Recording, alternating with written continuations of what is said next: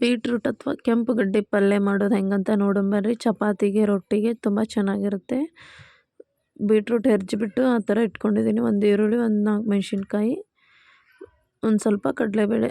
ಇವಾಗ gas on ಮಾಡಿಬಿಟ್ಟು ಒಂದು ಪಾತ್ರೆ ಇಟ್ಕೊಂಡು ಆಯಿಲ್ ಎಷ್ಟು ಬೇಕೋ ಅಷ್ಟು ಹಾಕ್ಕೊಳ್ಬೇಕ್ರಿ. ಹಾಕ್ಕೊಂಬಿಟ್ಟು 1-2 ಸ್ಪೂನು ಕಡಲೆಬೇಳೆ ಹಾಕ್ಕೋಬೇಕ್ರಿ. ಕಡಲೆಬೇಳೆ ಹಾಕ್ಕೊಂಡ್ರೆ ಒಂಥರ ಟೇಸ್ಟ್ ಕೊಡುತ್ತೆ ರೀ. ಚಪಾತಿ ರೊಟ್ಟಿಗೆ ತುಂಬ ಚೆನ್ನಾಗಿರುತ್ತೆ ರೀ. ನೀವು ನಿಮ್ಮ ಮನೇಲಿ ಮಾಡಿ ನೋಡಿರಿ. ಇವಾಗ ಉದ್ದುದ್ದಾಗಿ ಈರುಳ್ಳಿ ಹೆಚ್ಕೊಂಡಿದ್ದೀನಿ. 1-2 ಈರುಳ್ಳಿ ಹಾಕ್ಬಿಡೋಣ್ರಿ. ಹಾಕ್ಬಿಟ್ಟು ಚೆನ್ನಾಗಿ ಫ್ರೈ ಮಾಡ್ಕೋಬೇಕ್ರಿ. ನೋಡಿರಿ ಈ ಥರ ಚೆನ್ನಾಗಿ ಬ್ರೌನ್ ಕಲರ್ ಬರೋ ಥರ ಫ್ರೈ ಮಾಡ್ಕೋಬೇಕ್ರಿ.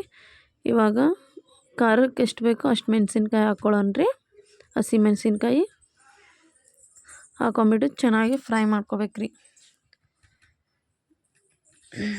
ನೋಡಿರಿ ಈ ಥರ ಚೆನ್ನಾಗಿ ಕೈ ಆಡಿಸ್ಕೊತ ಫ್ರೈ ಮಾಡ್ಬೇಕ್ರಿ. ತುಂಬ ಚೆನ್ನಾಗಿರುತ್ತೆ ರೀ ಈ ಪಲ್ಯ. ಆರೋಗ್ಯಕ್ಕೂ ಒಳ್ಳೇದ್ರಿ. ಹೆರ್ಜೋದು ಅಥವಾ ತುರಿಯೋಬೇಕ್ರಿ. ತುರಿಯೋ ಮನೆ ಇರುತ್ತಲ್ಲ ಅದರಲ್ಲೇ ತೊಳೆದ್ಬಿಟ್ಟು ತುರಿಬೇಕ್ರಿ. ಇವಾಗ ರುಚಿಗೆ ತಕ್ಕಷ್ಟು ಉಪ್ಪು ಹಾಕಿ ಸ್ವಲ್ಪ ಫ್ರೈ ಮಾಡ್ಕೋಬೇಕ್ರಿ. ಚೆನ್ನಾಗಿ ಫ್ರೈ ಮಾಡ್ಬೇಕ್ರಿ. ಚೆನ್ನಾಗಿ ಫ್ರೈ ಮಾಡಿ 1-2 ನಿಮಿಷ ಬಿಟ್ಟು ತೆಗೆದು ನೋಡಿರಿ. ಇವಾಗ ಎಷ್ಟು ಚೆನ್ನಾಗಿ ಬಂದೈತಿ ಗೊಜ್ಜು. ರೊಟ್ಟಿ ಚಪಾತಿಗೆ ತುಂಬ ಚೆನ್ನಾಗಿರುತ್ತೆ ರೀ. ನೀವು ನಿಮ್ಮ ಮನೇಲಿ ಮಾಡಿ ನೋಡಿರಿ, ಸಖತ್ತಾಗಿರುತ್ತೆ. ಲೈಕ್ ಮಾಡಿ, ಶೇರ್ ಮಾಡಿ, ಕಮೆಂಟ್ ಮಾಡಿ ಹೇಗಿದೆ ಅಂತ ತಿಳಿಸಿ.